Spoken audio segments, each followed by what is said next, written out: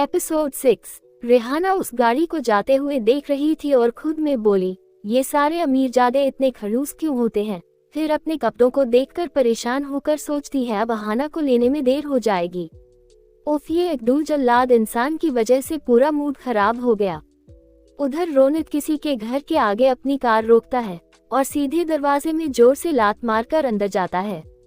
इस वक्त उसके चेहरे में कोई भाव नहीं था। वो पीछे मुड़कर देखता है तो सुरक्षा गार्डों की लाशें बिछी हुई थी। वो अंदर जाकर किंग सोफा में बैठकर बहुत आराम से अपनी जेब से सिगरेट निकालकर पीना लगता है और उसके सामने 6 से 7 नौकर थे। वो सभी नौकर उसे बहुत अच्छे से जानते थे। डर के मारे सबके हाथ फूल रहे थे। तभी देवांग बोला, जाकर अपने मालिक मिस्टर खुराना को बुलाकर लाओ। तभी एक कड़क आवाज देवांग के कानों में पड़ी, मिस्टर देवांग, आप शिष्टाचार भूल गए क्या? ट्रेनिंग अच्छी नहीं मिली क्या आपको? वो डरते डरते बोला, सॉरी सर। फिर तेज आवाज में बोला, जाकर अपने गीदड़ को लेकर आओ। तभी एक आदमी हाथ में बंदूक लेकर सीढ़ियों से नीचे आ रहा था। वो बंदूक एकदम रोनित को लक्ष्य बनाए हुए थी। ये देखकर रोनित जोर जोर से हंसने लगा और बोला, तू वही पुराना घटिया चाल रिपीट करते करते थकता नहीं है? और रोनित वहीं से बैठे बैठे एक चाकू उसके हाथ की तरफ फेंकता है, जिससे खुराना की उंगली कट जाती है और बंदूक नीचे गिर जाती है। खुराना की आवाजें पूरे घर में गूंज रही थी, जिसे सुनकर और उसकी हालत देखकर सब वहां कांप रहे थे।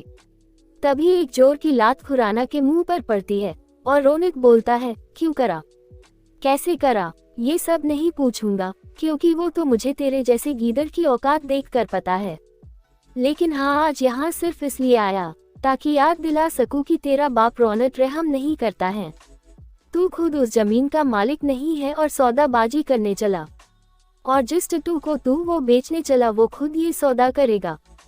तभी खुराना बोला, जमीन तो जिसकी है उसने खुद मुझे दी है, मैं उसका कुछ भी कर सकता हूँ। तभी रोनित बोला, वो जमीन रोनित रायजादा की इज्जत है, वो सिर्फ मेरी है। और डेविल स्माइल करके अपने 2 गार्ड को शूट करता है खुराना के सामने और बोलता है, तूने मुझे अपना जैसा समझा है, जो तेरे खबरी को पहचान ना पाओ, तेरे सामने मारना था और मार दिया। फिर एक माचिस की तिल्ली खुराना के सीने में रगड़कर सिगरेट जलाकर बोलता है, तेरा अंत तो अभी नहीं है, यमराज को थोड़ी भूख लगी है, बाद में तुझे मिलता हूँ। और एक तेज लात खुराना के मुंह पर मारकर निकल जाता है। दूसरी तरफ दादी अहाना को सूप पिला रही थी और अहाना रुद्र की शिकायत कर रही थी। तभी रुद्र को फोन आता है और उसकी बोन्हें चढ़ जाती है। वो सर्द आवाज में बोलता है, जितने लोग हैं मुझे अभी बेसमेंट में चाहिए। दूसरी तरफ से आवाज आती है, हाँ सर। और काली जीन्स और काली शर्ट में आंखों में चश्मा लगाए हुए वो एक कड़क लुक में रुद्र बाहर निकलता है और सीधा कार में बैठ जाता है। कुछ ही देर में हवा से बातें करती हुई उसकी कार एक महल में रुकती है। वो महल में गार्ड लगे हुए थे, जो रुद्र के आते ही सर झुकाकर उसके लिए गेट खोलते हैं। रुद्र बिना कुछ कहे अंदर लिफ्ट में जाकर एक कमरे में जाता है, जो बहुत खूबसूरत होता है। उस कमरे को बहुत अच्छे से सजाया हुआ था। वहां जाकर रुद्र एक दीवार को टच करके अपनी उंगली से एक साइन बनाता है, जिससे वो वॉल साइड होती है और एक सीढ़ियां दिखती है। उस सीढ़ी से उतरकर एक बहुत बड़ा खाली रूम होता है, जहां जगह जगह टॉर्चर करने वाली चीज थी। एक तरफ में कीलों का बिस्तर बना था, अगर कोई कीलों के बिस्तर में लेटा तो उसका शरीर उस कीलों में घुस जाएगा। दूसरी तरफ आग का पूल था।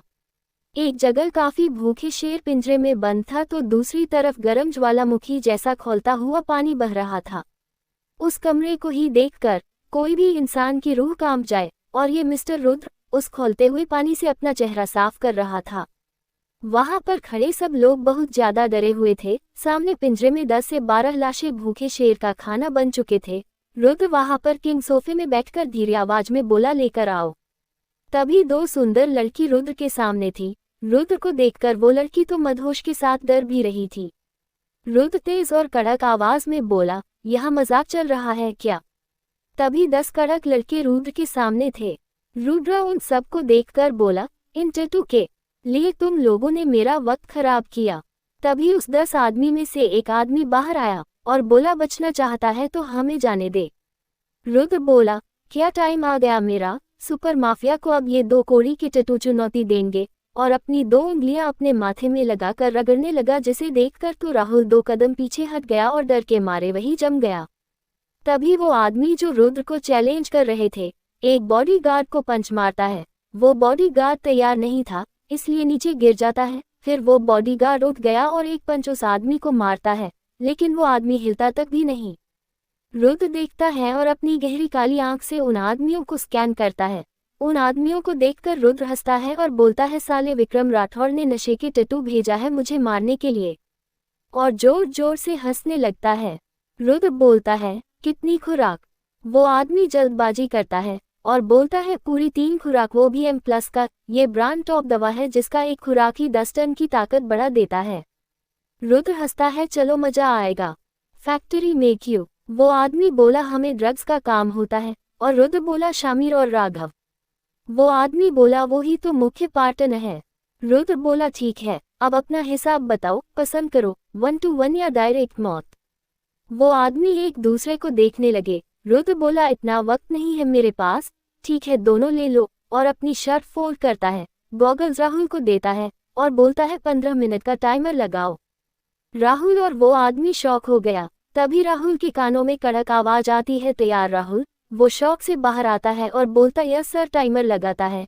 एक आदमी रुद्र की तरफ मुक्का मारने के लिए हाथ बढ़ाता है, तभी रुद्र उसका हाथ बीच में रोक देता है। वो अपने दूसरे हाथ से उसकी गर्दन के एक हिस्से में अटैक करता है। वो आदमी वहीं पर अकड़ जाता है, न हिल पाता है न कुछ बोल पाता है। इतने में 2 आदमी रुद्र को पीछे से अटैक करते थे। रुद्र नीचे होता है और उन दोनों की नाभि में अटैक करता है। वो दोनों भी जिस पोजीशन में थे वैसे ही स्टैच्यू होते हैं। रुद्र सबके साथ कुफू फाइट कर रहा था, बाकी सबको भी ऐसे ही मारता है। किसी का हाथ टूटा था तो किसी का पैर, वो सब दर्द से कराह रहे थे। रुद्र बोलता है, राहुल। राहुल तुरंत बोलता है, सर सिर्फ 6 मिनट। रुद्र फिर 2 आदमी को उठाकर गर्म खौलते हुए पानी में फेंक देता है और उनकी चीखें वहां गूंजने लगती है। फिर वो 3 आदमियों के पास आता है। वो हाथ जोड़कर माफी मांग रहे थे। रुद्र हंसता है और बॉडीगार्ड को इशारा करता है। बॉडीगार्ड उन 3 आदमियों के हाथ काटकर शेर के पिंजरे में फेंक देता है और बाकी आदमियों को किलो वाले बिस्तर और आग के पूल में डालने का इशारा करता है। वो लड़कियां ये सब देखकर इतना खौफ से डर जाती है कि बेहोश हो जाती है। रुद्र उन्हें देखता है और बोलता है, इन दोनों को लेडी कैटविन के पास भेज दो और कहना अच्छी खातिरदारी करे। फिर रुद्र उस खौलते हुए पानी से हाथ धोकर गॉगल्स लगाकर एक फोन विक्रम को करता है। अगली बार जरा अच्छे टैटू को भेजना बोलकर फोन काट देता है। रुद्र इस वक्त बहुत ज्यादा खतरनाक दिख रहा था। विक्रम गुस्से में फोन फेंक देता है। दूसरी तरफ रेहाना कपड़े साफ करके आहाना को लेने निकल पड़ती है। रुद्र का घर। रुद्र वापस आकर सीधे कमरे में जाकर शॉवर लेने जाता है और एक सिंपल सफेद शर्ट और लोअर पहनकर बाहर आता है। रुद्र जब घर पर होता है तो इसे कैजुअल रहना पसंद करता है। तभी दादी उसके कमरे में आती है और बोलती है, जब तक रेहाना नहीं आती कहीं मत जाना, मुझे आधे घंटे के लिए आश्रम जाना है। रुद्र मुंह बनाता है और राहुल को फोन करके बोलता है, ऑफिस की फाइल घर ला दो। दादी आश्रम के लिए निकल जाती है और आहाना वॉशरूम जाती है शॉवर लेने, लेकिन उसके कमरे में गर्म पानी नहीं आ रहा था। वो चिढ़ जाती है और तौलिया लेकर बाहर निकलती है। उसे एक कमरा दिखता है। वो सीधा कमरे के बाथरूम में जाती है और हॉट टैप ऑन करके देखती है। उसमें गर्म पानी आ रहा था। वो सोचती है रुद्र को उसने बाहर जाते हुए देखा था, शायद वो खड़ूस अजनबी घर पर नहीं है और दादी भी बाहर चली गई है। क्यों ना यही शॉवर लेकर तैयार हो जाती हूँ, इस बात से बेखबर कि वो कमरा रुद्र का ही था और उस वक्त रुद्र उसी कमरे की बालकनी में राहुल से फोन पर बात कर रहा था। आहाना शॉवर लेती है और उसको उसके वॉशरूम में बहुत आराम महसूस हो रहा था। इतना बड़ा वॉशरूम और बाथटब जिसमें सुकून से लेटकर नहा रही थी। थोड़ी देर में रुद्र कमरे में आता है और टेबल की साइड वाली कुर्सी पर बैठ जाता है। तभी आहाना का स्नान खत्म होता है और वो कपड़े ढूंढती है और मन में सोचती है, उफ, यहाँ तो मेरे कपड़े ही नहीं हैं, और जो है वो लड़ाई करते हुए फट गए और दूसरे वाले तो कार में रह गए। फिर अपने माथे में हाथ मारकर बोलती है, आहाना तू कितनी बुद्धू है। फिर वो बाथरोब पहनती है और सोचती है वो खलूस तो घर पर नहीं है और कोई नौकर बिना बुलाए यहाँ नहीं आएगा। चुपचाप जल्दी निकलकर अलमीरा में कुछ पहने लायक देखती हूँ। वो धीरे से बाथरूम से बाहर निकलती है और फर्श में पानी होता है जिस पर चलते ही वो फिसलने लगती है। वो जोर से चिल्लाती है, हेल्प। तभी रुद्र की कानों में आवाज आती है। तुरंत आहाना को कमर से पकड़ लेता है, जिसे आहाना रुद्र की मजबूत बाहों में होती है। आहाना अभी भी हेल्प हेल्प चिल्ला रही थी। रुद्र उसे घूर कर देखकर बोला, दिमाग घुटनों से भी नीचे गिर गया क्या, जो होश में नहीं है? दिख नहीं रहा तुम गिरी नहीं हो? आहाना आंखें खोलकर देखती है तो सामने रुद्र था। रुद्र उसे देखकर खोसा गया, उसका भीगा चेहरा, होठों में पानी की कुछ बूंदें जो और भी मदहोश कर रही थी, बड़ी बड़ी आंखें जिसमें थोड़ा डर था, बालों से टपकता पानी जो रुद्र की बाहों को भी भीगा रही थी, बाथरोब जो हल्का खुल रखा था जिससे आहाना का भीगा हुआ थोड़ा बहुत जिस्म दिख रहा था, गले से नीचे की तरफ टपकता पानी जो रुद्र को अपना कंट्रोल खोने के लिए मजबूर कर रही थी। डर के मारे आहाना एक मासूम बच्ची लग रही थी। कौन कह सकता था ये एक कराटे और बॉक्सिंग चैंपियन है। वो रुद्र को घूर कर बोली, मिस्टर अजनबी, तुम्हारी हिम्मत कैसे हुई मुझे छूने की? रुद्र एक आईब्रो चढ़ा कर बोला, हेल्प हेल्प कौन चिल्ला रहा था? वो बोली, तुमसे मांगी, तुम्हारा नाम लिया नहीं ना? फिर वो बोल ही रही थी कि रुद्र ने उसे छोड़ दिया। वो सीधा फर्श में आकर गिरी, वहां पर कालीन बिछा था। आहाना जोर से चिल्लाती, आह मेरी कमर, अरे तुम किस जन्म का बदला ले रहे हो मुझसे? आहाना को तेज दर्द होने लगा, वो गुस्से में उठने की कोशिश करने लगी। तभी रुद्र ने उसे उठाया और बोला, फालतू बक बक मेरे सामने मत करा करो। आहाना गुस्से में उसकी तरफ मुक्का मारने के लिए रुद्र की तरफ हाथ बढ़ाया। रुद्र ने उसका हाथ पकड़ लिया और सर्द आवाज में बोला, बेबी हिटलर, तुमने अभी तक इंटरनेट पर मुझे सर्च नहीं किया। आहाना बोली, हाथ छोड़ो मेरा, फिर बताती हूँ ये हिटलर क्या करती है। रुद्र उसका हाथ छोड़ देता है और अपने दोनों हाथ मोड़कर आहाना को देखकर बोलता है, लो छोड़ दिया अब। आहाना चुप के बगल से नाइट लैंप उठाती थी और रुद्र को मारने जा ही रही थी कि रुद्र उसका हाथ पकड़ लेता है और आहाना अपना दूसरा हाथ उठाती है तो रुद्र उसका वो हाथ भी पकड़ लेता है और दोनों के हाथ को आहाना के पीछे मोड़ देता है। फिर बोलता है, अब मिस बेबी हिटलर। आहाना बोलती है, यू इडियट। इतना बोलती है कि रुद्र उसके गुलाबी होठों को अपने होठों से लॉक कर देता है और धीरे से किस करने लगता है। आहाना की आंखें फैल जाती है। किस करते हुए रुद्र ने आहाना के हाथ को उसके पीछे मोड़ा हुआ जिससे आहाना की बॉडी रुद्र से चिपक जाती है। मैं और रुद्र की गर्म सांस आहाना को बेचने कर रही थी, वही हाल रुद्र का भी था। रुद्र आहाना को करीब को 10 मिनट तक किस करने के बाद छोड़ देता है और आहाना का मासूम चेहरा देखता है। फिर उसकी नज़र आहाना की गर्दन पर जाती है जिससे उसका कंट्रोल खोने लग रहा था। वो उसकी गर्दन को किस करने वाला था कि तभी रुद्र को कॉल आती है। रुद्र होश में आता है और कॉल को इग्नोर करके आहाना से बोलता है, कल ही समझाया था, मेरे सामने मुंह खोलोगी तो ऐसे चुप करूंगा। आहाना की बोलती बंद होती है। पहली बार आहाना को कुछ समझ नहीं आता कि वो करे। रुद्र उसे देखकर डेविल स्माइल करता है और फोन लेकर बालकनी में जाता है। आहाना तुरंत अलमीरा खोलती है। पहली जो भी शर्ट उसको मिलती है वो उसे लेकर दौड़कर अपने वाले रूम में जाती है और कमरा बंद करके लंबी लंबी सांस लेने लगती है। फिर थोड़ी देर में अपने आप को नॉर्मल करके वो शर्ट पहनती है और तैयार हो जाती है। तब तक रुद्र के घर की घंटी बजती है। वो सिक्योरिटी गार्ड को टेलीकॉम से बोलकर अंदर आने के लिए बोलता है। रेहाना अंदर आती है। विला को देखकर शॉक हो रही थी। तभी मैं दूर की घंटी बजाती है। एक नौकर दरवाजा ओपन करता है। सामने रुद्र बोलता है, मिस रेहाना, आप अपनी बहन को कहीं भूल तो नहीं गई? वो बोली, सॉरी मिस्टर रुद्र शेखावत, मुझे आने में थोड़ी देर हो गई। उतनी देर में एक नौकर जूस और नाश्ता लेकर आता है। रुद्र बोलता है, तो मिस रेहाना क्या लेना पसंद करेगी? रेहाना तपाक से बोलती है, आहाना को। रुद्र डेविल स्माइल करता है, उसे तो नहीं दे सकता। रेहाना बोलती है, क्या बोला आपने? रुद्र सकपका जाता है और बोलता है, जी कुछ नहीं, वो रूम में है, आप सीधा जाकर लेफ्ट साइड में दूसरे रूम में चले जाओ। रेहाना तुरंत रूम की तरफ जाती है और पीछे मुड़कर बोलती है, मिस्टर रुद्र, मुझे दादी जी से भी मिलना है। तो वो कहता है, जी उसके लिए आपको 2 घंटे इंतजार करना पड़ेगा, क्योंकि वो आश्रम गई है और थोड़ी देर पहले फोन आया था, उन्हें 2 घंटे लग जाएंगे, तब तक आप लोगों को जाने ना दो। वो भी आपसे मिलना चाहती है। रेहाना घड़ी में टाइम देखती है। सुबह 10:30 बज रहे होते हैं। वो कुछ सोचती है और बोलती है, क्या हम लोग इंतजार कर सकते हैं? आपको कोई प्रॉब्लम तो नहीं है? रुद्र बोला, आप लोगों को जैसा ठीक लगे। बोर होंगे तो बाहर गार्डन है, पूल है और स्पोर्ट्स एरिया भी। Make yourself comfortable. और बोलता है, माफ कीजिए, थोड़ा काम है मुझे। रेहाना स्माइल करके थैंक यू बोलकर रूम की तरफ बढ़ जाती है। उधर आहाना के कमरे के बाहर रेहाना बोलती है, आहू दरवाजा खोल। आहाना आवाज सुनकर दरवाजा खोलती है और रेहाना को देखकर खुश होकर गले लग जाती है। रेहाना भी आहू को प्यार से पूछती है, तू ठीक है ना? वो बोलती है हाँ रेहू, मैं बिल्कुल अच्छी हूँ। फिर रेहाना पूछती है ये किसकी शर्ट पहनती है? आहाना बोलती है अरे उस मिस्टर अजनबी की, मेरे पास कपड़े नहीं थे ना। फिर पूछती है अरे रेहू मेरे कपड़े लाई है तू? रेहाना बोलती है ये ले और जल्दी से चेंज कर ले। आहाना बोलती है थैंक यू। फिर वो रेहाना को घूर कर देखती है और बोलती है अरे ये क्या हाल बना रखा है तूने? फिर रेहाना आज सुबह की सारी बात आहाना को बताती है। आहाना बोलती है मिल जाए वो अड्डू, फिर दोनों बहन मजा चखाएंगी। रुद्र कुछ फाइल लेने के कमरे की तरफ जाता है कि दोनों बहनों की बातें उसके कान में पड़ती है। वो मन में बोलता है उफ क्या होगा उस आदमी का जो दोनों शेरनी की लिस्ट में आ गया, और तिरछी स्माइल करके अपने कमरे में चला जाता है। आहाना बोलती सुन रेहू तू यहाँ नहा ले और ये शर्ट पहन ले, तब तक मैं तेरी ड्रेस साफ करवा देती हूँ। रेहाना बोलती है अरे रहने दे। आहू बोलती है अच्छा दादी से इसी हाल में मिलेगी। रेहाना कुछ सोचती है और बोलती है यार उस रुद्र को कहीं गुस्सा ना आ जाए। आहाना सोचती है हाँ यार ये घर तो उनका है। फिर बोलती है रुक उनसे पूछकर आती हूँ।